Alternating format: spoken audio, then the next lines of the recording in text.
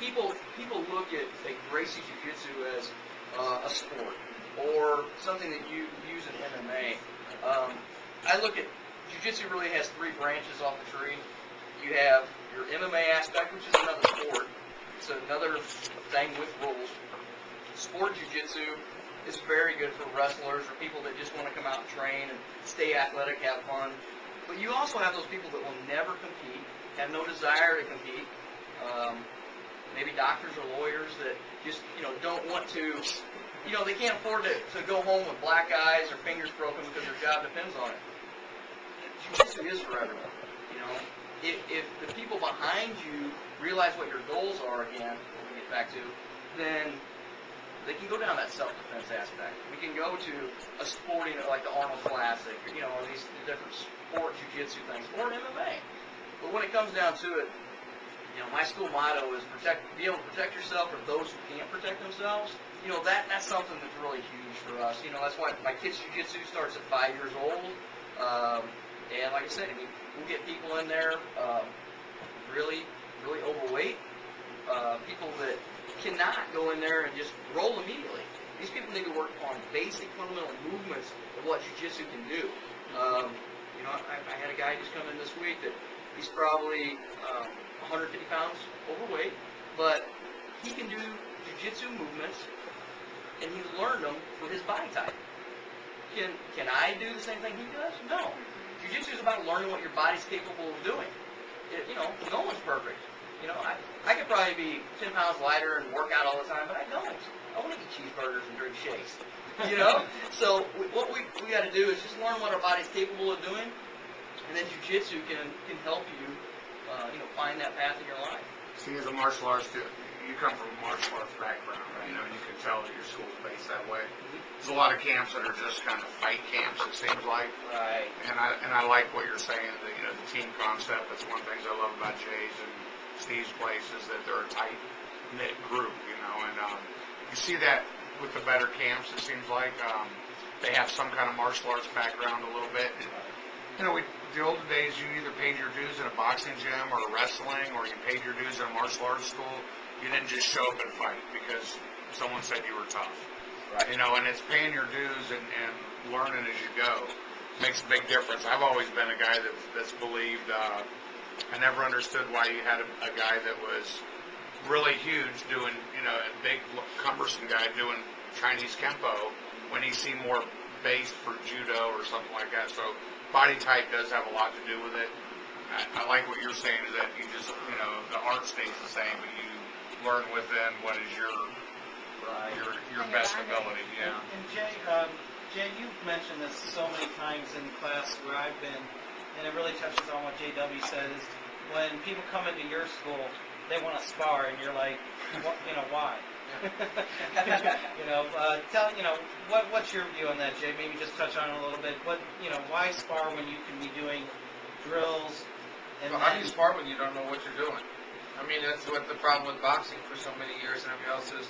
People came in and they got to prove themselves that they're tough guys. Well, hell, you're not a tough guy if you don't know what you're doing. I mean, it's like teaching somebody to swim. You take them out of the lake and you leave them. You throw them in the lake and see if he can swim to shore. I just don't think that's the way to teach anybody to swim, and I certainly wouldn't teach anybody to fight that way. 1 in 10, maybe. The others. Yeah, but even that 1 in 10 is better than hell when he gets bad. 2% body fat. What's the 9 that don't make it? I'm more concerned you with. pull them out, but the one guy makes it still wants to tell you to go to hell. Right. And it has nothing to do with you, and I don't blame him. I mean, that's not the way most people need to learn. Agreed. When you've got a tournament, you've got a tournament this year again? You've been having a tournament every year. When is that going to be this year? I am working on the days as we speak. Roughly, what time of year? I'm hoping in about 6 to 8 weeks, really. That's what I thought. It's in the spring. Yeah, I usually try to have one February, March. This year we got pushed back a little bit, change the location, but it'll be in St. Charles County. We'll have gi and no gi. I'm hoping to have some really top-level jiu-jitsu black belt super fights by some world-level guys. You brought in some pretty tough guys last time, I remember, at Fort Zumwalt there, wasn't that? Yeah, I mean, we try to have some super fights so the white belts or the beginner guys in the grappling can see what good jiu-jitsu is supposed to look like. Jay, like you just said, a lot of guys want to go out there and talk the game or, spar immediately. And that's just one of those things where don't know the techniques, how are you going to know what the sport's really about? And that, that's a good thing that right now the MMA is getting mainstream attention, but it's the bad thing too. It's easy, like everybody can sit back and be an a chair quarterback. Armchair quarterback. Yeah. I mean, everybody can do the same thing with MMA, and it's not easy. But what a stepping stone the grappling is to the MMA. I know that so many people from our school love to participate in your tournament before they're going to get into the cage and do MMA, and it's really not. I wouldn't call it a warm up because your tournament is great in and of itself. The achievement is, well, it really is. But for somebody who wants to get in the cage and then take that, where you're going to be taking punches and doing the grappling, it really kind of shows them how rough it is without the punches. Yeah, it's funny. I had a guy tell me the other day. A guy came up to me. He's been training all 4 weeks, and he said, "I'd really like to do a cage fight." And I said, "Well, I really wish you luck, because there's no way I'll ever put you in a fight." And I said, "Why don't you come do my grappling tournament?" He goes, "Oh man, that scares me to death." And I said, "What?" I go, "You don't mind getting punched in the face, but you don't want to go to the ground and try to use your submissions." And he goes, and that's the key. Everybody can throw a punch. If you can close your fist, you can throw a punch.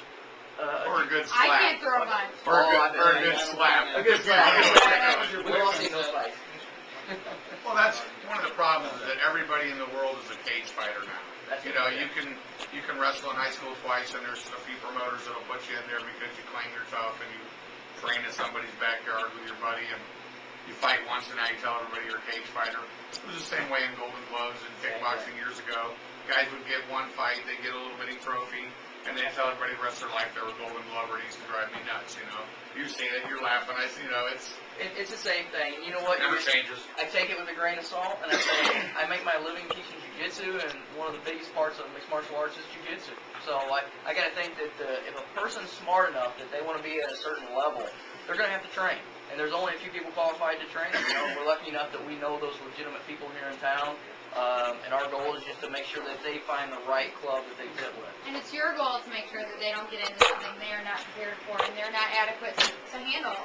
It's great that it's commendable that you don't put somebody in there that is not adequately trained to handle a fight that's not something that they prepared for, and you're the trainer. You know that. You have the underlying basic understanding of what they're prepared for, and it's good that you have that oversight. Well, the big thing is, I always tell these guys, they are my family, so I care so much about each individual student that, I watch them that night work out, and then I come back the next day saying, "Hey, I watched this, and I need you to work on this, you did this good, you did this bad." Right. I don't want to watch these people get hurt. And surely it's a spiritual thing, which we talk about all the time on the show. It's a spiritual thing, a mental thing. It's a mental attachment that the fighters have. Physical, obviously.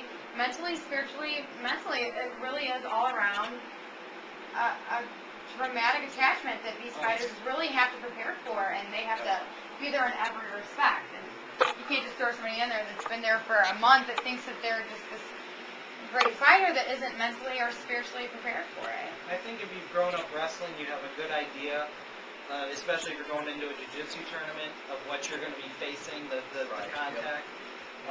But the overall mental game that you're talking about, and I can tell you from a personal standpoint, it's just, I think you might say you're not worried, you're not scared, but if you've never done this before and you're going to go get in the cage or you're going to go do a jiu-jitsu tournament, you're gonna have butterflies. What was it like to get hit with a stick this past weekend, Andy? The stick wasn't so bad, it was the kicks that really got me, which was pretty surprising. But the stick was so fast, I don't think I felt any of the stick hits until later on in the next day. A couple of the kicks when they hit, thanks James, by the way. But no, it was actually very cool. But that's what I was talking about. I was telling all these guys, because it was kind of a last-minute decision for me to get into the stick tournament this past Hey, weekend. we're glad you did, buddy. I'm really glad I did, too. But I will be the first to admit I was nervous as a cat going into that thing. Up until the point where they were playing Crazy Train as my intro music, that took all the butterflies. I started laughing. Thanks to my brother-in-law for that. He picked that right out for you. I just looked over at Steve Canoga. I was like, "Are you serious? Crazy Train?" Oh, I loved it. I saw the big smile. Oh, it was great. At that point, I was having fun. From there on out, I had fun. And, my opponent was great. He gave me a great fight. And, I would love to do that again sometime if my wife will let me.